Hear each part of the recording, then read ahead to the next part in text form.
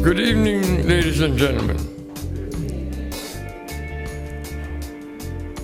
I know the longer I speak, it is the longer it will before you eat. So I will leave that pleasure to the two persons who are featured here this evening to speak. I won't say much. My job is to welcome you and thank you for supporting us. As chairman of the Caribbean Research and Policy Center, it is my pleasure to welcome the delegation of the People's National Party to this part of the United States.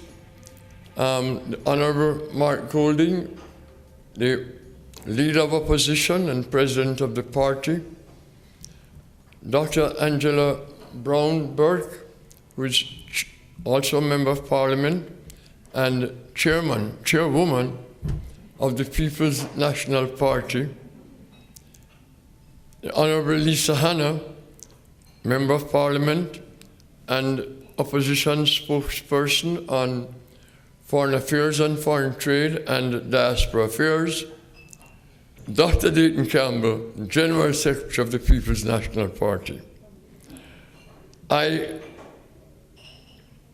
And certainly the co-chair of the International and Diaspora Commission, Attorney Delia Walker Huntington, who lives in Florida. Excellency Lin Young, thank you for joining us today. Ambassador Lin Young is the ambassador of Belize to the United States, and he's sitting right over here. We also have with us one of the most traveled ambassadors ever, retired now, sort of, Ambassador Dennis Antoine, former ambassador of Grenada to the United States, to China, to the United Nations, and he is back with us in this area. Who knows what he will do next? Ambassador Antoine, he just wrote a book which has been published in 5 languages. A children's book. Congratulations, Ambassador Antoine. And of course, I acknowledge the presence of my wife, Sonia Ward.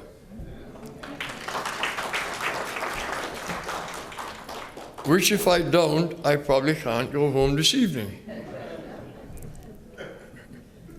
Nah, she gives me the latitude to do all this stuff. She is the one who gives me the imprimatur and says, do whatever you want. Just don't overdo it. And so, ladies and gentlemen, I want to welcome each and every one of you, and I want to especially say thank you to Yvonne Stevens. Is she in the room? At the back of the room. And Venice Mundell Harvey. Is she at the back of the room? Oh, right here. And Ibrahim Conte, who is somewhere outside. But these 2 ladies did all of this. And I want to really thank them. And I also want to thank Mrs. Joan Beckford of Oasis, who has prepared a sumptuous meal for us.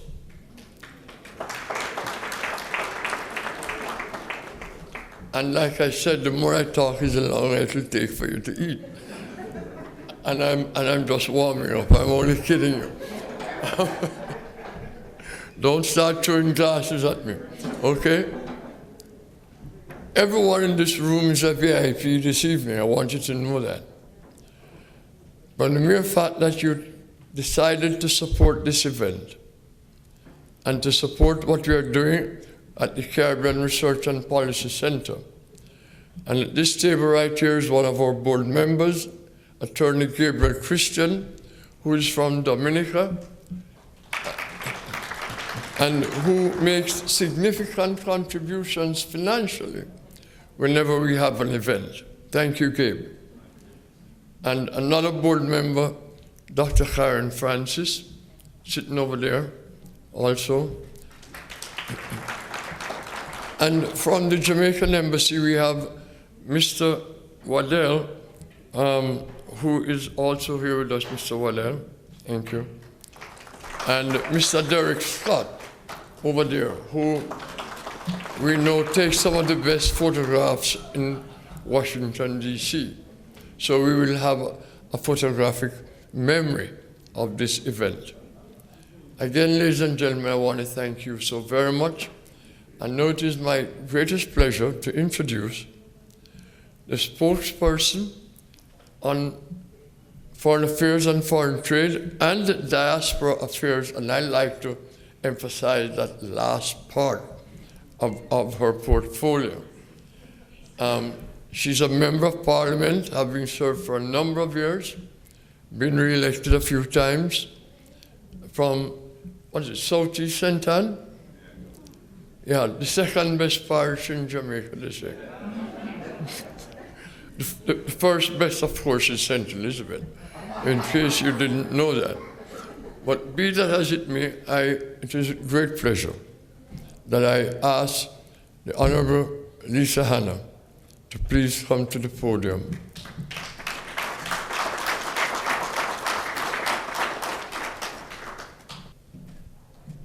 Thank you, Ambassador Ward.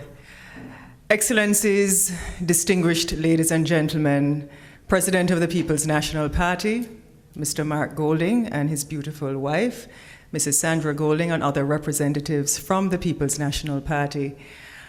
Good evening. It is a pleasure to be here celebrating on the eve of Jamaica 60 with many of you who are Jamaicans living in Washington, D.C., and who continue to lift the flag up for Jamaica in this part of the world, and especially to our Caribbean brothers and sisters who are joining us this evening. Thank you for coming out and thank you for being a part of this event, because it is important that our voices continue to work together and for us to continue to partner together as brothers and sisters of the region. This evening is special for several reasons, but mainly because it gives us an opportunity as the oldest and most progressive political movement in the Caribbean to share with you what we believe needs to happen for the region moving forward, and certainly what the People's National Party believes in and has always believed in then, continues to believe in now, and what we would like to do for the future generations of Jamaica and Jamaicans coming forward. Ambassador Ward has, and if you know him, he is a stickler for procedure. So he has asked me to speak to you this evening a little bit on diaspora policy before I introduce our leader to give you the lecture this evening. But I can't speak on PNP's diaspora policy without giving some context about who we are and about who we are as a party and what we stand for. So many of you would know that even before we were independent from Britain, our leader, Norman Manley, was the first leader in the Western Hemisphere to say to apartheid South Africa that we are not going to trade with you. We're not going to trade economically, and we're not going to trade in any kind of sustainable way with a country that subjects blacks to this kind of racism and bludgeoning of their human rights. That is a party that we are a part of, and that is a party that Mark Golding leads today. When it was detrimental for anyone in the West to form diplomatic relations with people like Cuba, Venezuela, Brazil, China, Michael Manley said no. These are people who are like us.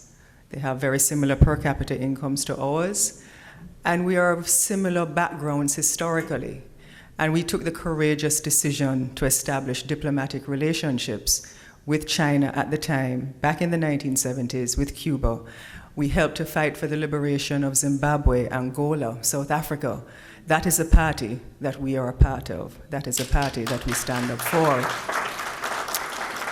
And fast forward to who we are today. We have not lost that value system of non-alignment, of believing in people's political sovereignty. And we stand up still for Venezuela. We stand up still for reversing the sanctions on Cuba. And we stand up still for maintaining our friendships in the world, because as a People's National Party, we believe in multilateralism and principled leadership, because we don't believe might is right, especially on smaller countries like those of us in CARICOM.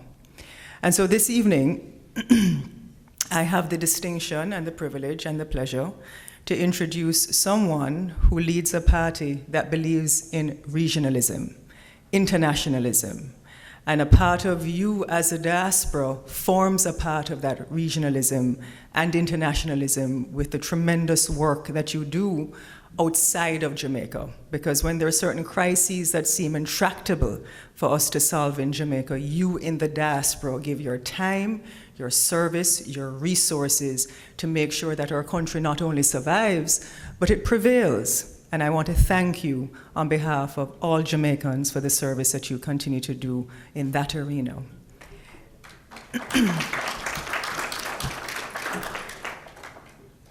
Our 15 nations of CARICOM make up 8% of the world's countries. And even though we're small in numbers, we're powerful as a bloc.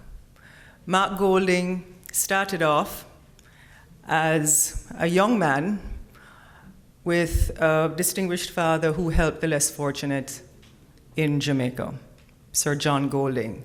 And many of you know of the Mona Rehab Center. That is Mark Golding's roots. His father spent a tremendous amount of time helping the less fortunate in Jamaica with prosthetics. Yes. As he grew, he did kind of bright. And so he did well in school, but he was a rebel, not only in thought, but in action. So he was a little rebellious. And even though at a time when he grew up, we were just independent, so the kinds of social indignity that black people would have faced and the classism in Jamaica at that time, the kind of social transformation that Michael Manley would have engineered, Mark was growing up at that time, and certainly the color of his skin would have been, many might have said that it would have given him privilege, but he never saw himself that way. He always saw himself as someone who wanted to help those persons who were marginalized and on the peripheries and the margins of society, and that is why he is a comrade. He did well, went to some big schools in England, surpassed all expectations, including his father and mother, because certainly where he was up in Mona, some of the extracurricular activities that he did in the evenings may not have made them believe that he would have turned out into the extraordinary attorney that he is today in Jamaica, specializing in conveyance, commercial law, corporate law, all of the big something we have to do. That's Mr. Golding over there. He went on to do very well in banking and started as one of the 3 partners, well, over 30 years ago, Daring Bunting and Golding, and then worked to do and establish Proven some years after. In between that, Mark has been a senator. He was a Minister of Justice. We served together in the same cabinet between 2012 to 2016. He was a senator between 2007 to early 2017, yeah? And really pushed through some progressive legislation, and especially where the cannabis laws are concerned. And one of the most impressive things, because I was a Minister of Youth, is that he helped to decriminalize, also retroactively, those who had records for carrying marijuana, small doses of marijuana. He is a compassionate human being. He can be intemperate when he wants to get things done. I've sat with him on the Cabinet Legislative Committee, and he has had the distinction of being the only Minister of Justice that has pushed through the most legislation in the shortest space of time in Jamaica.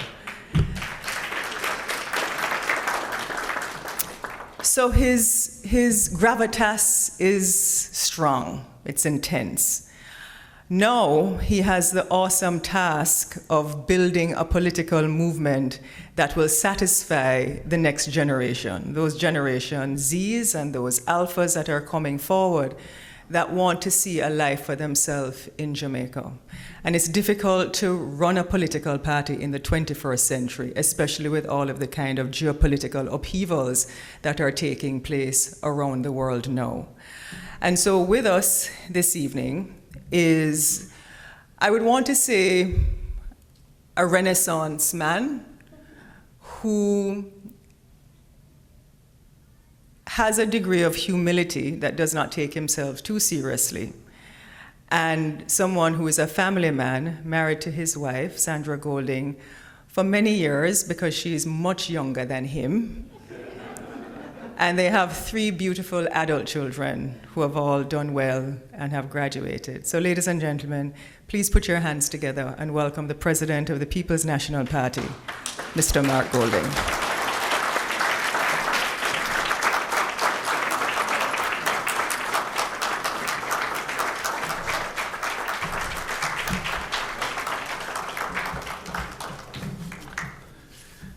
Thank you very much, Lisa, for that extempore introduction. Very good.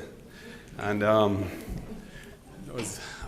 when she was going into my nighttime activities as an adolescent, I was a little worried, but discretion was a better part of valor there.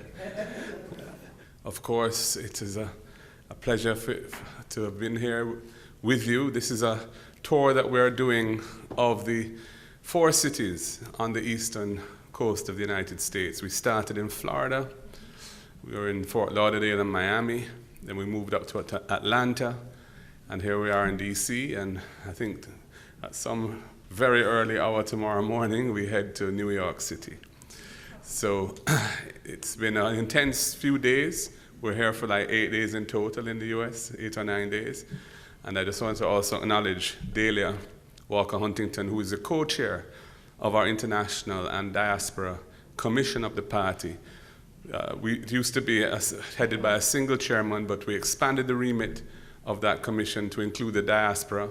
And Dahlia, who lives in the diaspora in Florida, is the co-chair. And this whole tour was really her brainchild, and she has put in an immense amount of work to make it happen. I want to big her up for that. So I'm going to speak to you on the topic of the future of Caribbean regional integration. This was a topic that was suggested to me by Ambassador Ward, and I realize we're speaking to a Caribbean audience here, not just Jamaicans. I believe there are many Jamaicans in the audience, but we also have persons from many other islands too, and it's always a pleasure when we come together as people of the Caribbean. This is indeed a significant occasion for the People's National Party as our delegation embarks on a tour of the Jamaican diaspora in the United States in celebration of our 60th year of independence. This is Jamaica 60, it's our Diamond Jubilee year, and our visit to the United States is both a party thing but also a delegation from the parliamentary opposition, and has had a number of official engagements where we are speaking not so much as PNP persons, but as part of the constitutional arrangements of the country.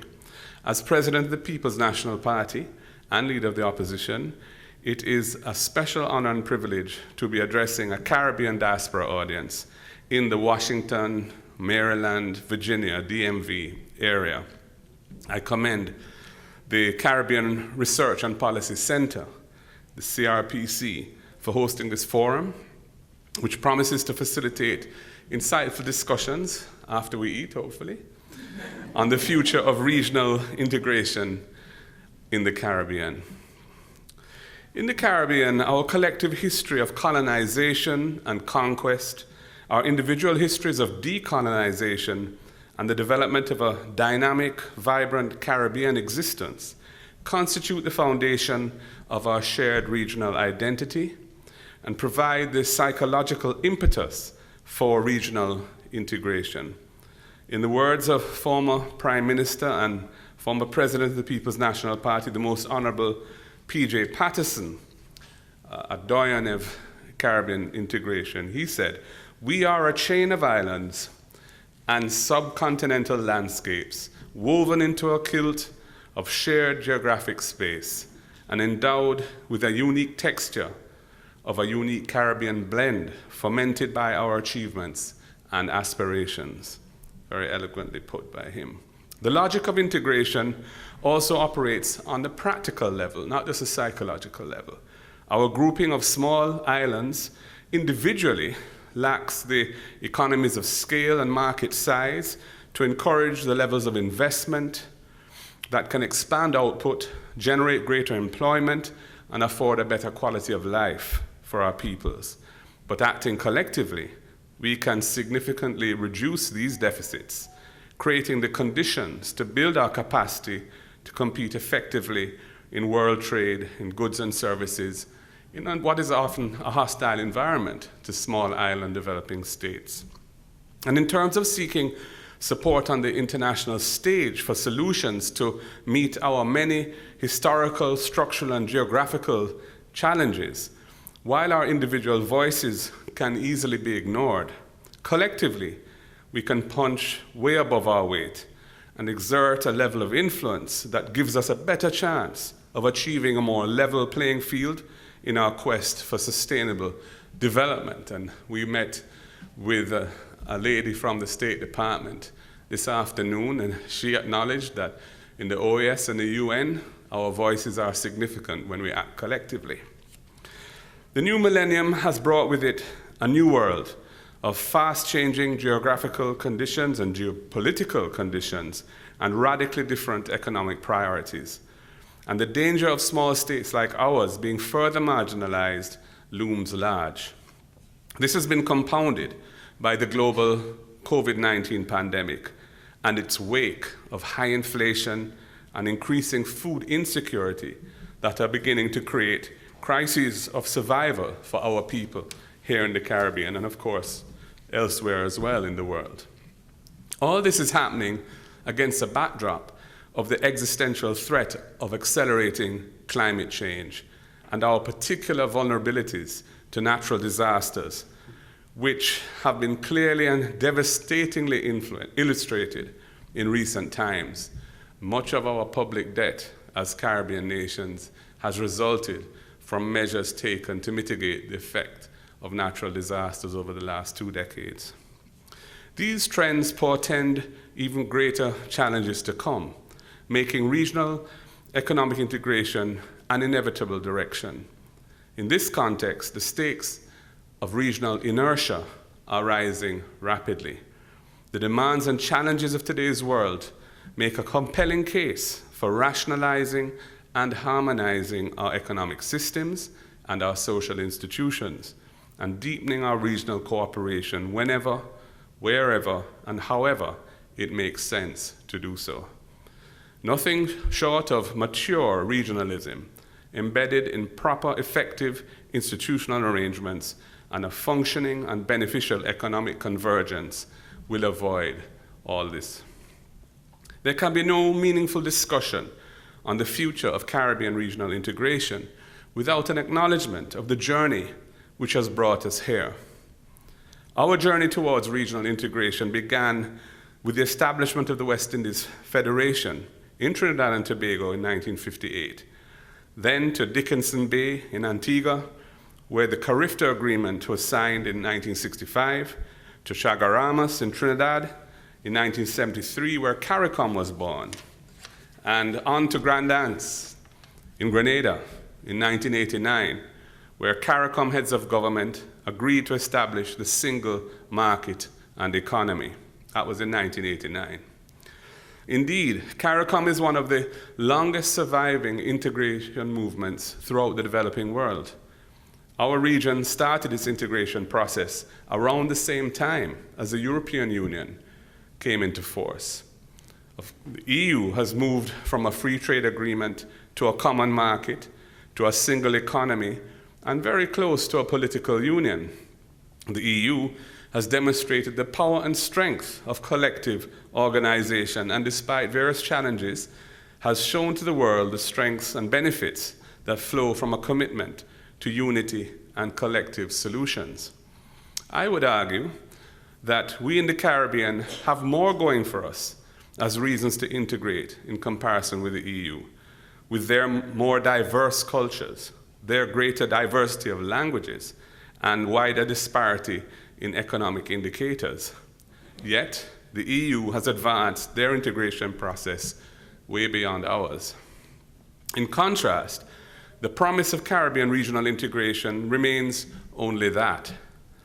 While we have established several functional regional agencies, we still have a long way to go to achieve regional integration, as envisioned by the founders of the integration movement and the subsequent leaders who have promoted this grand idea. The Caribbean region therefore remains structurally and economically challenged. CARICOM has not been made to operate at its full potential, largely because the Caribbean Single Market and Economy, or CSME, has not been fully implemented. So we are yet to realize the potential of optimal regional integration. The institutional underpinnings of regional integration have been too often subordinated to the varying perceptions of self-interest of individual nations. Consequently, these institutional underpinnings have not kept pace with our people's own myriad practical forms of collaboration and assimilation through interregional migration for trade and employment at the micro level, and a growing trend of inter-regional corporate investment and cross-ownership at the firm level, which continues apace. It is fair to say that we have come to accept at the political level that we have to support the practical integration efforts of our people with bolder actions by our respective governments and by more effective implementation by our institutions. We acknowledge that Caribbean integration is inextricably linked to Caribbean development. Unfortunately, we have recently been experiencing a Caribbean which sporadically but too frequently manifests a lack of unity. There are various reasons for these episodes of disunity, some from within the region, born of an unfortunate tendency to embrace an opportunistic and myopic form of individualistic politics, others from pressures or allurements from outside our region. And these episodes are sometimes deliberate and sometimes inadvertent. Whenever these indiscretions occur, we appear to lose sight of our goals. But the results are the same: lack of progress towards the benefits of deeper integration. As leaders, we are the architects and drivers of regional integration. We have an obligation to lead. The perceived inertia of CARICOM is an indictment on all of us. As it is, citizens of CARICOM do not sufficiently feel the benefits of integration through their daily lives. We need to be determined and consistent in our efforts to achieve and actualize the practical benefits of regional integration for our people. And these practical benefits would include unrestricted travel of CARICOM citizens among all CARICOM member states, free movement of labor for employment, convenient and affordable movement of people and cargo throughout the region, implementation of an accession to the CSME by all member states, and accession of all member states to the Caribbean Court of Justice, the CCJ, as our final court of appeal, giving our people greater access to justice than the Privy Council, a vestigial colonial court that sits in London. We have to ask ourselves the hard questions and be prepared to act on the agreed answers. Are our goods allowed to move freely within the region, really, without bureaucratic national hindrances? Accepting the economic and social benefits of a single regional labor market, what must be done to facilitate this on the ground? Do we really have a common external tariff that is working consistently and effectively for the business community in the region? Why are we not further down the road in harmonizing the laws and rules governing trade, corporate establishment, and investment across our region? These questions indicate that we have identified the tasks that face us. We now need to address those issues with resolute determination, thereby building the Caribbean community that our predecessors envisioned. We must create the conditions in which the practical benefits of closer regional integration, economic and social collaboration propel the region into a future of sustainable development. The maturing of our integration process through greater focus on people-centered economic approaches and the strengthening and reorientation of regional institutions are vital for mitigating our prevailing conditions of vulnerability and underdevelopment.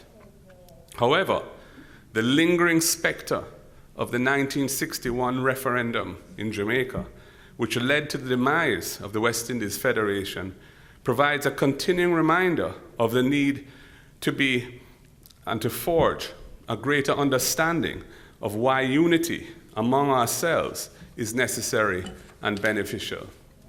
Accordingly, our efforts must be buttressed by engaging our Caribbean citizens, both across the region and in the Caribbean diaspora, in an open and honest discussion about our community. We must find participatory ways to involve all our people, their ideas, their talents, their creativity, as we seek to advance our progress as a region. And again, when I speak of involving all our people, I am referring also to effectively harnessing the expertise and talent and resources of our diaspora.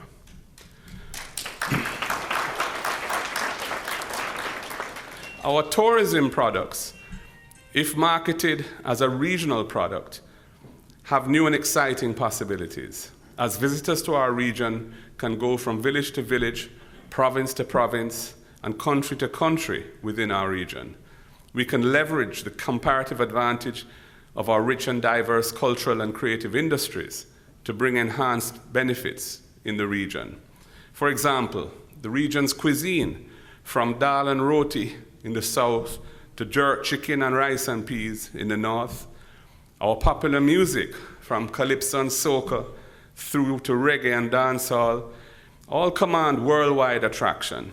Showcasing Caribbean life, culture, and entertainment capacity as part of a regional product provides us with the opportunity to take our tourism industries to the next level.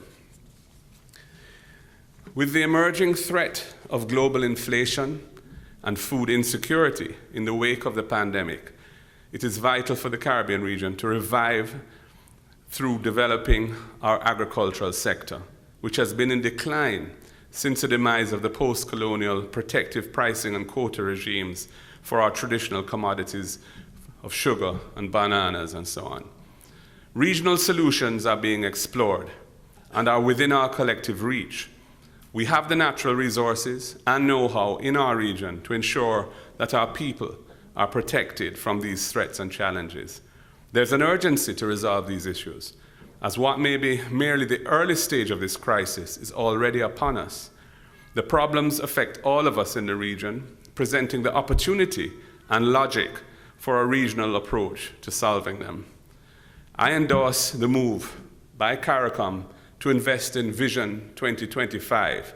Some of you may have heard of this. It aims to decrease our regional food import bill by 25% by the year 2025. It is noteworthy that the recently formed associate institution of CARICOM, the Caribbean Private Sector Organization, has played a catalytic role in formulating that particular target of 25% by the year 2025. I salute the regional leaders who have stepped up to take this initiative forward, and happily significant work has already begun to formulate the strategies for achieving it. In this new world of profound shocks, we need to forge new and resilient relationships.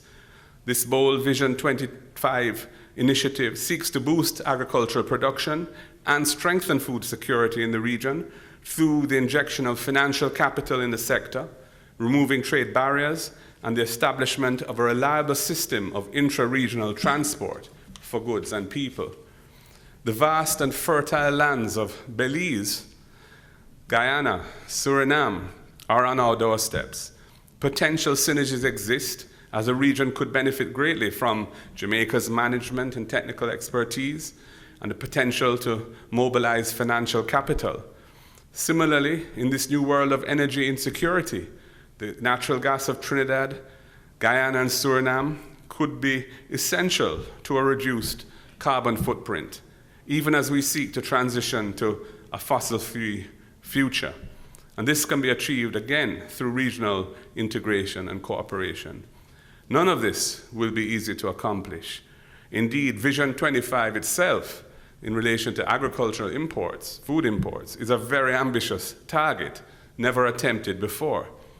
Essential to achieving it will be extensive research, policy formulation, and logistical planning. Happily, the capacity for these key inputs already exists in the region, as among our people at home and here in the diaspora, there are the academic researchers and other qualified and experienced experts who are willing to help make this new Caribbean regional dream come true. We must identify and then leverage the synergies of regional cooperation, collaboration, and collective action.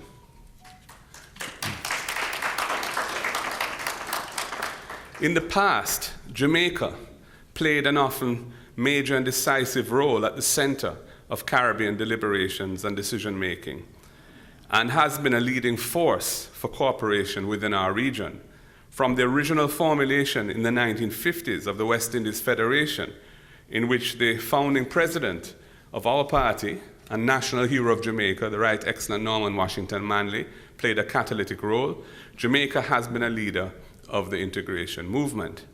We believe that the optimal pathway for achieving greater regional energy security, food security, stronger healthcare systems, and the mobilization of finance to build climate resilience and adaptation is through our collective regional efforts in the Caribbean.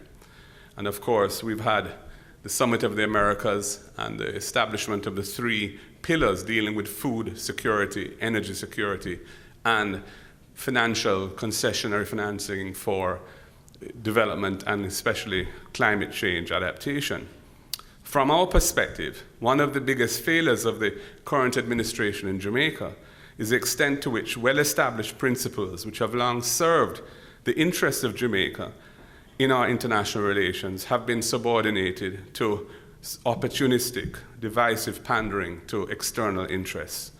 These instances of willingness to depart from the principle of collective action in international affairs have created some tensions within our region at a time when greater cooperation and effective collective action are needed.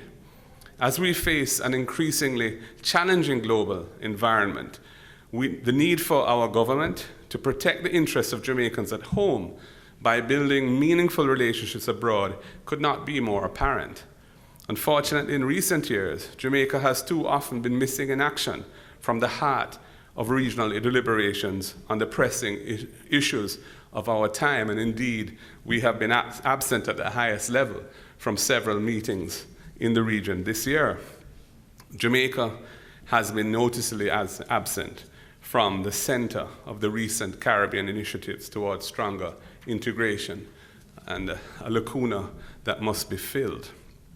We see this as a missed opportunity. Our absence can only weaken the effectiveness of CARICOM, given our historic position of leadership in the region.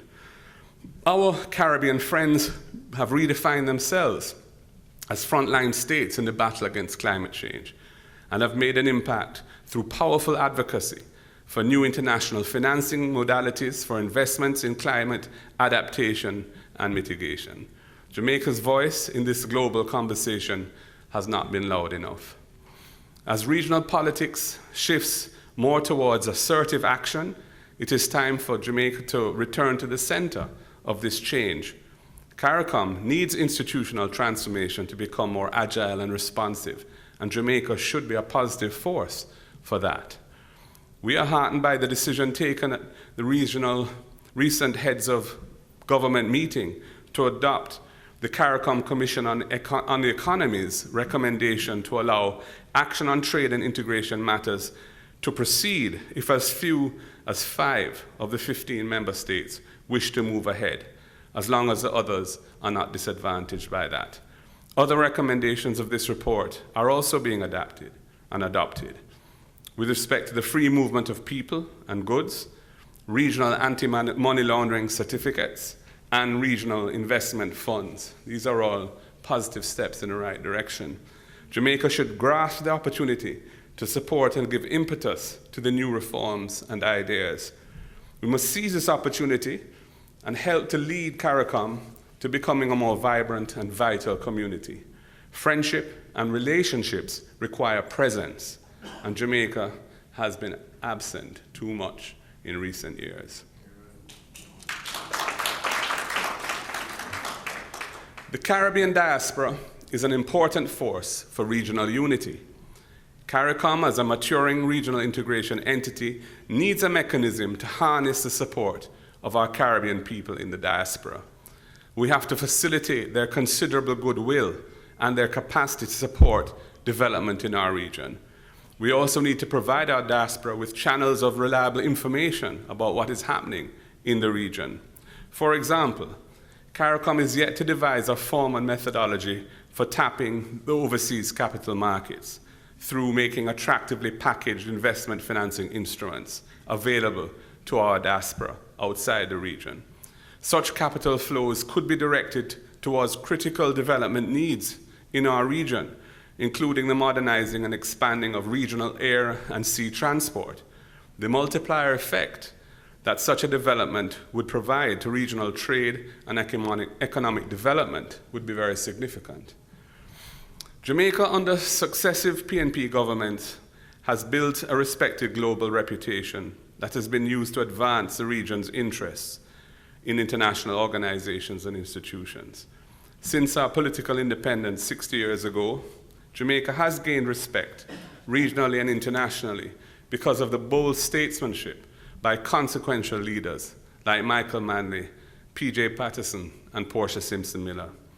Indeed, under the PNP, Jamaica stood for consistent adherence to progressive democratic principles in furtherance of the strategic interests of the developing world. We deal with other nations on the basis of sovereign equality and diplomatic common sense. Jamaica has thus been able to successfully mediate our encounters with the other nations of the world and will continue to do so under a future PNP government. We have never reaped substantial benefits from genuflection to international superpowers of whatever side. To the contrary, we have made solid gains when Jamaica has strengthened its pursuit of a common cause by providing leadership at the political, diplomatic, and technical levels within CARICOM, within the OAS, and within the UN, the non-aligned movement, and indeed the Commonwealth. That approach will once again commend itself when Jamaica is under my leadership.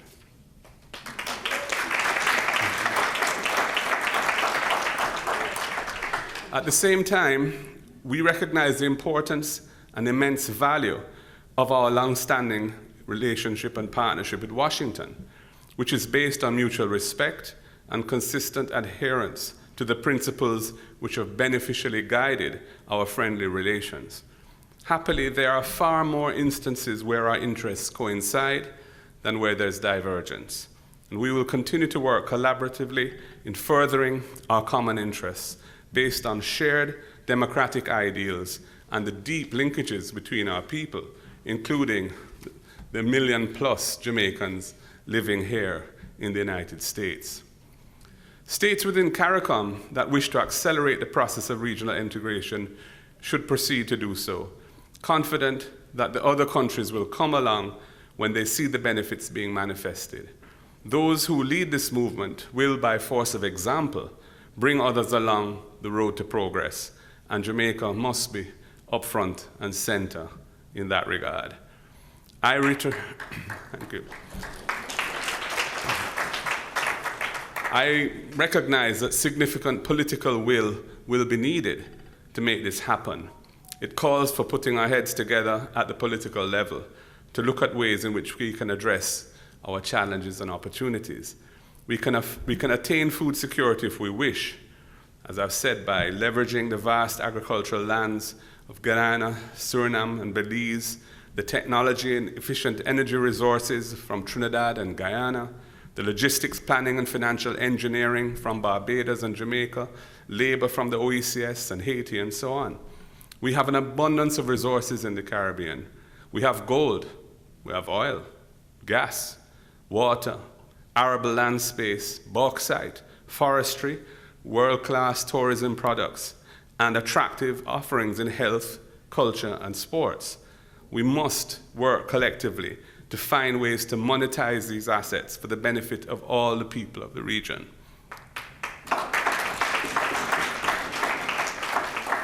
We can effectively diversify our economies, create the enabling environment for our economies to strive, not just survive. We cannot stand still, ladies and gentlemen. We must take action to achieve the benefits of regional integration. We must move forward with confidence, commitment, and abundant energy. Standing united and acting together, we in the Caribbean can fulfill the promise of a brighter future for all our peoples. Thank you.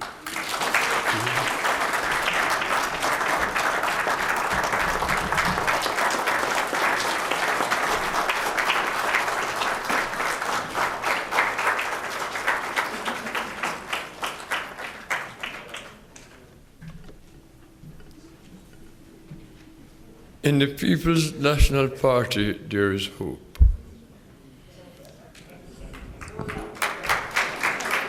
For Caribbean regional integration. I want to correct something that I didn't say when I was up here the first time. Now, just think about that. Some people would say to correct an omission. I apologize to Mrs. Sandra Golding for not having recognized her. Please help me.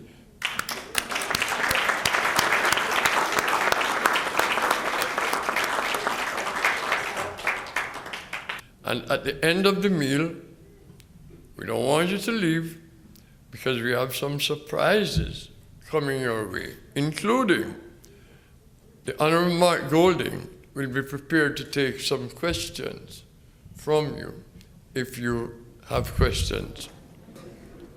Thank you, ma'am. And thanks for coming all the way from Delaware. Yeah, so the question is, what do we plan to do about the poorest of the poor in Jamaica? Well, first of all, it was looking backwards a little bit first. It was the People's National Party that developed the PATH program, which is the signature social protection program in the country. It has close to, I think, 400,000 people benefit under PATH. And it's a conditional cash transfer system where if you qualify to be on it because you're really at the very lower end of the economic pile, you will get relatively small amounts of money, but you have to show that your children are in school and that basically there are certain key lifestyle and developmental tasks that are required of you. So it's to encourage people to try and transition themselves out of poverty by education and also by certain elementary healthcare requirements as well.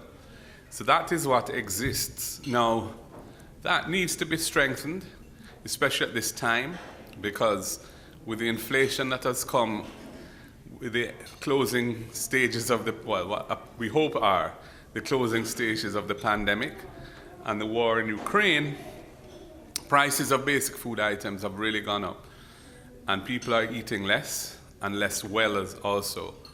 And we have been calling on the government to do more in this time to support the most vulnerable in the society.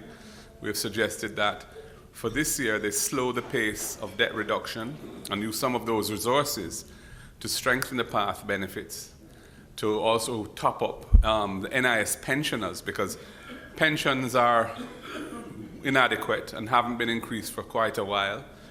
And we also were suggesting that farmers, small farmers in particular, need some support, because fertilizer prices have gone up tremendously, almost 3 times, I believe.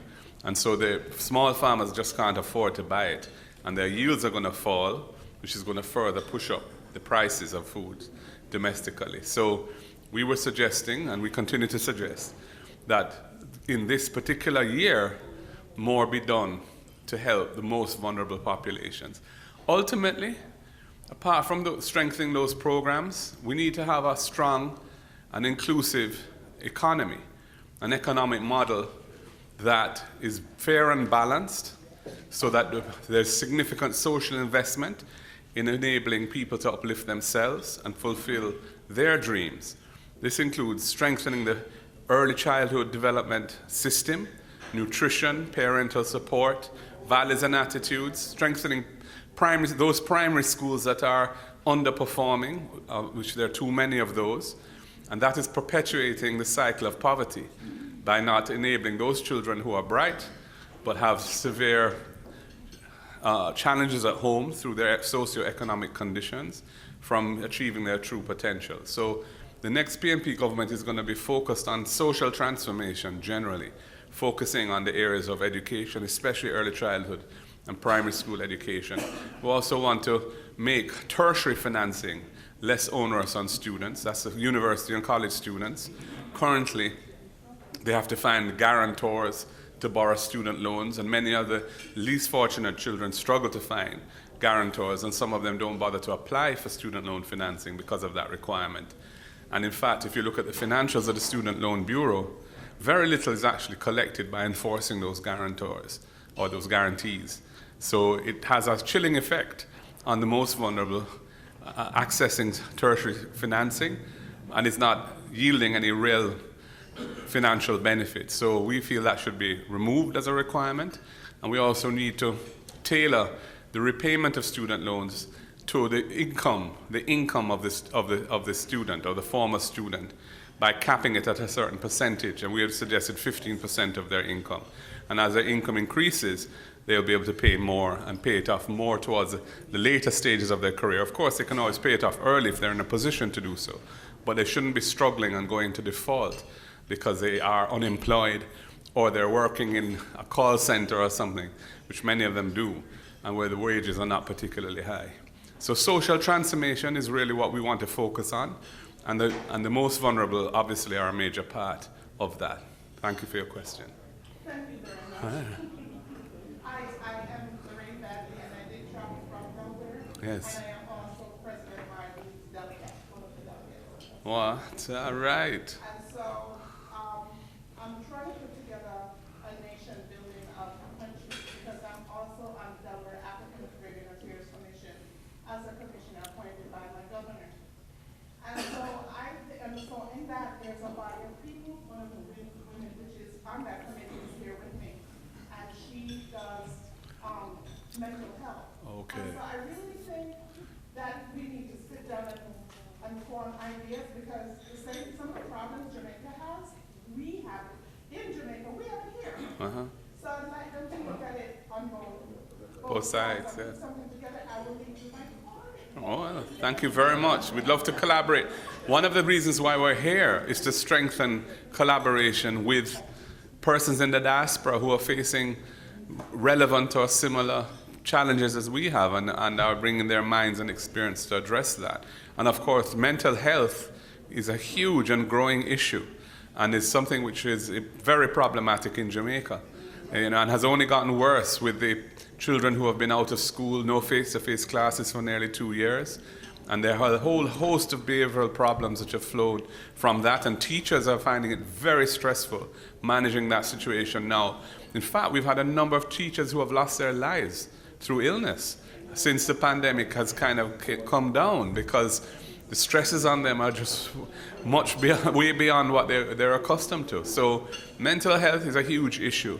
And each of us who are members of parliament, we face this in our constituencies. Often get called, I certainly get called by mothers who have sons usually, young adults perhaps, who are acting out and need an intervention, and they are afraid that they're going to get hurt badly because they are behaving in a particular way, and trying to mobilize a response from the mental health services is difficult, but they are understaffed, under-resourced, and so on. But it is a really important area, and one that needs much more attention. Thank you. Yes, ma'am. Yes.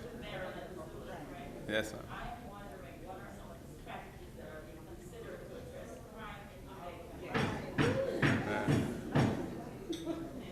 Yes, thank you for that question. I won't pretend to tell you that there's any easy or immediate solution to the problem of violent crime in the country. We have been grappling with this now for a few decades well, and unfortunately the problem seems to be getting worse, not better. We believe that a holistic strategy is necessary. On the law enforcement side of it, the current strategy being pursued by the government has been to allocate the additional resources which have come with the improved financial position of Jamaica since we successfully negotiated our way through the IMF agreement of 2013 through to 2018, I think. There were 2 successive agreements. That has left us with much improved public finances and more fiscal space. The government has been able to spend more money on national security, but we feel that their priorities have been flawed. So what most of the resources, especially capital expenditure, has been on the military and basically equipping and strengthening the military, whereas Jamaica is not really facing any imminent threats from overseas in terms of war. But we do have huge policing challenges, and we don't have sufficient policemen on the ground. In fact, the approved number of police officers in the establishment, we are a couple thousand a few thousand below that in actual members of the force. So that's an area which we feel needs serious attention. Jamaica has, unfortunately, one of the highest rates of murder per 100,000 of anywhere in the region, or in the world indeed, and yet we are underrepresented by police officers per 100,000 relative to other countries, even in the Caribbean, that have less of a crime problem than we do. So we need to strengthen the police force, and we need to support the police force with the right tools to do their job. Some of those tools involve criminal justice matters, enabling them to be better at resisting bail applications for violence producers. Too often, violence producers end up getting bail because their bail application hearings are not properly contested by law enforcement, and the judge doesn't have the relevant information before him or her to adjudicate that decision wisely. Case preparation itself for trial is also sometimes lacking, and cases collapse because there have not been some of the basics of ensuring that the case is adequately prepared are not achieved. We also feel there needs to be some legislative reform to allow the police to spearfish for violence producers where they have credible intelligence as to who are the violence producers. Presently, the only tool that they seem to think they have is a state of emergency, which is a blanket approach, which is a net fishing approach, and abrogates and restricts the rights, the basic rights of everybody in the community, and results in large numbers being detained without charge for prolonged periods of time. We do not support that because we feel that's a violation of the constitutional rights of Jamaicans, and indeed the court has supported our position on it on 2 separate occasions. But we do feel that the police need a legislative tool that will enable them, where they have credible intelligence, to take a violence producer out of the community before that person commits yet another murder. And I've told the Commissioner of Police, when we met with him and his team a few Mondays ago in our shadow cabinet meeting, that we're willing to work with the government to develop that particular tool. Apart from all that, there is also the whole question of the pipeline of youth that go into badness and criminality as a result of the weak structural underpinnings of life for the Jamaicans, especially low-income Jamaicans. The same problem of a weak early childhood development system. Our basic schools, which are the preschool, pre-primary level, many of them are community-based schools. They're underfunded. The children in the community often can't afford the fees, even though the fees are very low. And so the standard of education received is inadequate, and the standards are not uniform. We need to invest in that and raise those standards. Primary schools which are failing, we need to look at why they're failing, whether it's the teacher training aspect or what. And I must tell you, ladies and gentlemen, the role of the Jamaican language in education needs to be reconsidered. Right now, the whole system is predicated on a false assumption. The assumption is that all Jamaican children are proficient in English and that it's their home language. That is just not true. For many, many children, their home language is Jamaican. Some of us call it patois, and we pretend it's not a language. It has its own grammar and much of its own vocabulary. It is a language, and we can't treat it as if it isn't and then try to educate our children in a language that they don't understand. They need to learn English. It's absolutely critical that they become fluent in English. That is the world language of commerce. But it's not being taught in the way it needs to be taught for children who do not have English as their home language. And that's an area that needs some serious attention. So, and I've mentioned all these things because I really believe that much of the problem of violent crime in Jamaica has a social, psychological, cultural set of drivers. We're too quick to anger. Anger management is a problem. We need public education around dealing with our disputes and our differences in a civil way. Try and build back the love that Jamaica once was known for and is no longer really known for that in the same way. So it's a multifaceted problem, but we have to tackle all aspects of it, and it must be a national priority because it's holding our nation back. It is sapping our hope, sapping our will. Many of you would be hesitant to come and live back in Jamaica because you hear about the horror stories. Even today, good God, just reading the newspapers today, there have been so many incidents just today of violence. It's a frightening situation. So it must be addressed, but it will not be easy. And the whole cycle of corruption and the impunity with which people can behave in a corrupt manner in the country, and the institutions not achieving what they were designed and set up to achieve because there's a lack of political will to support them and put the right people in them that can ensure that there's accountability for bad behavior. That needs to end. We need integrity in public life, and the leadership for that must come from the very top. Thank you. We can take one more question. Mr. Christian. Two more. Thank you very much. Yes, sir. Thank you very much for the voting. Thank you. Mr. Golding, Ms. Hall, I just want to say thank you to all the folks here. And behold, I show you history.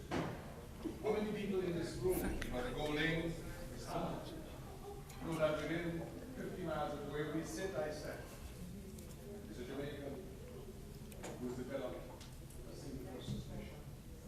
Okay, anybody? Raise your hand. Developed what? Spaceship. Wow. Yeah. No, I'm intrigued. He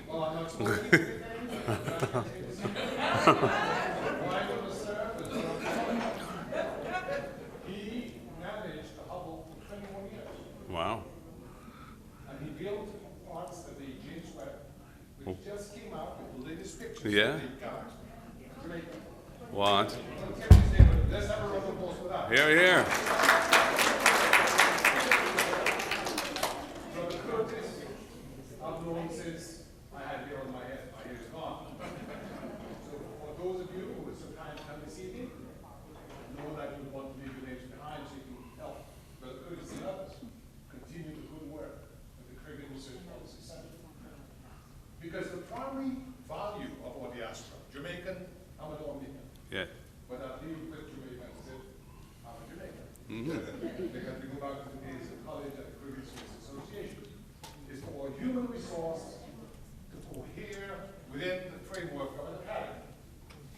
Zoom, Teams, WebEx, all these virtual systems give us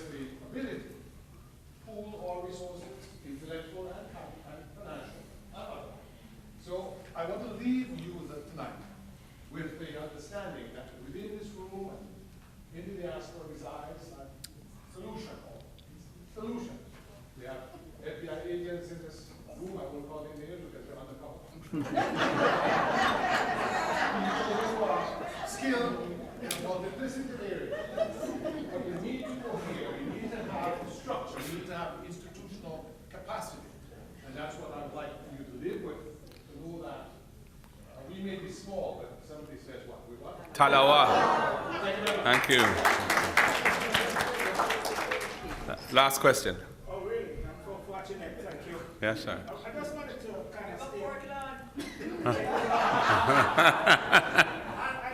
And in that vein, I will say, I wanted to stay on topic and I wanted to be relevant. In my question, I've been talking about Caribbean, integration. Yes. And as a person who has lived across the Caribbean, continues to work across the Caribbean, I have several friends across the Caribbean. And I've thought about Caribbean integration for a long time and how it could be possible. And I think the Caribbean could definitely be a powerhouse to reckon with globally because we have some of the brightest and the best. But when we think about Caribbean integration, we don't have a common dollar.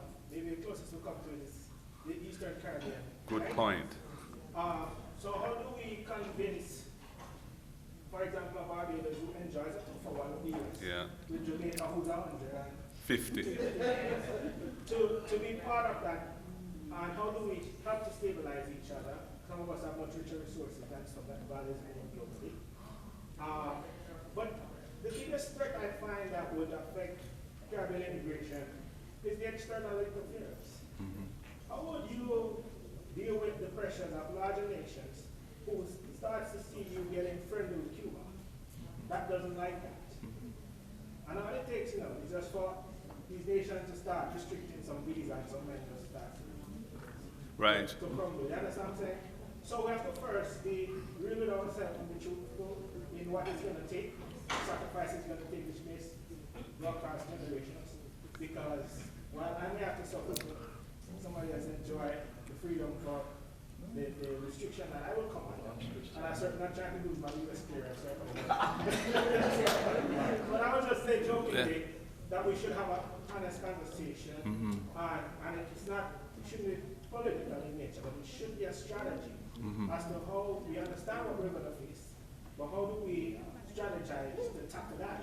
Right. And as a collective Caribbean nations coming together, we understand what the pressures are going to be on all of us as nations.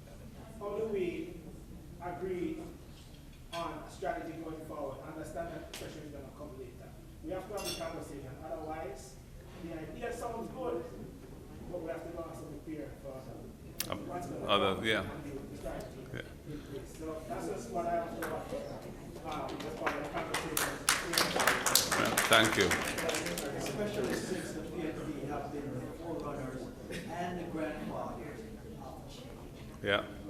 Well, the PNP has been committed to a principled basis of foreign policy from the get-go, and we've really never abandoned that. So, we have enjoyed good relations with Cuba. Not relations that said that we want to adopt their political system, and they, to commend them, have never sought to persuade us to follow their system, but they have been extremely constructive neighbors. We are all very proud of what we've achieved in track and field. With us won the triple in the 100-meter women. Yeah, right? Again. If it wasn't for the G.C. Foster College, Jamaica may not be the powerhouse in sprints that it is. We'd always be good, but we are the best. And it's a G.C. Foster College which has trained coaches that have gone out every nook and cranny in the country to ensure that there's a proper system of developing athletes from a very early age. That was a gift from Cuba. The Cuban people gave us that. They gave us Garvey Maceo, I think, and they gave us Jose Marti School, and they've given us God knows how many doctors over the years. And even in COVID, they were there sending doctors down to help our health system cope with the ravages of the pandemic. So we will never abandon principle when it comes to respectful dealing with our neighbors, including Cuba. Unfortunately, even the JLP has come around to this view of things, belatedly, but better late than never. And every year, there's a resolution that's passed in our parliament, sponsored and approved by both sides of the House, calling for the removal of sanctions on Cuba and the blockade. So that is, I think, portends well for a more common position on that issue. You mentioned the currency, and I'm glad you raised that. It's an issue which I personally am very interested in, because when it comes to the settlement of transactions across the region, the fact that they have to go into US dollars before they go into the local currency of the seller, it puts some pressures on the whole trading system. And speaking for myself, we've seen the benefits of a single currency in the OECS, which is the Eastern Caribbean states, Grenada, St. Lucia, Dominica, St. Vincent, St. Kitts. Can't remember if there are any others in the system. Yeah. I mean, they have had a stable currency, which has enabled them to maintain a better economy and also better living standards, higher GDP per capita than we have in Jamaica. I think Barbados will be a tough nut to crack, because although they're very committed to regional integration, and indeed they're showing great leadership in the region now under Mia Mottley as Prime Minister, they have such an emotional attachment to their fixed exchange rate of 2-to-1. I mean, they were able to enter into an IMF agreement when their economy was really on the ropes and persuade the IMF to allow them to maintain that fixed exchange rate. Jamaica was never so lucky. It's always been a main feature of any agreement between Jamaica and the IMF that we need to have a liberalized, free-floating, market-driven exchange rate. I think that there would be a lot to be gained from having a single CARICOM currency that we could settle transactions, capital market transactions, stock market transactions, exports and imports, and in the case of Jamaica, move away from having to grapple with the vagaries of our dollar, which, as we know, has been a major challenge for us for many, many years. But I think it's a premature call. I don't think many people are yet there, but I do see that. I mean, if you look at what the euro has done for Europe, it has enabled their economies to grow and for them to have a much more integrated economy as well. So there's a lot to be said for that. Anyway, ladies and gentlemen, I think that was the last question. That was one extra. That was one extra. We could go on all night, though, I think. But I want to thank you. Perhaps we can talk afterwards, and we can have a discussion about the issue you wanted to raise, because I'm in the hands of my handlers. Yes. So I'll hand back now to Ambassador Ward. Thank you very much. Thank you, sir. Excellent answers to very good questions. Remember earlier in the game I said I keep messing up? And when I acknowledge some of our Caribbean community organization leaders, I left out one which has been around for quite some time, led by Rick Nugent from Baltimore. The Jamaica Association of Maryland. And their independence ball is coming up pretty soon. Rick, when is it going to be? August 13th. August 13th. For those of you who are inclined, see Rick before you leave. He'll give you the information. He's a good salesman. And as we wrap up, I thank you again, but I want to turn it over to Mrs. Venice on behalf. Okay, I have one quick announcement. If you took advantage of the valet parking, be sure to make your payment in the lobby before going to your cars, so you can pick your tickets up there. I want to thank you for coming out. You rose to the occasion, and here we are with a very successful event, and you are to be thanked. So thank you so much for joining us this evening. It is great to have spent the evening with you. It's really been a great time with you all this evening. Have a great night, sleep well, and walk good.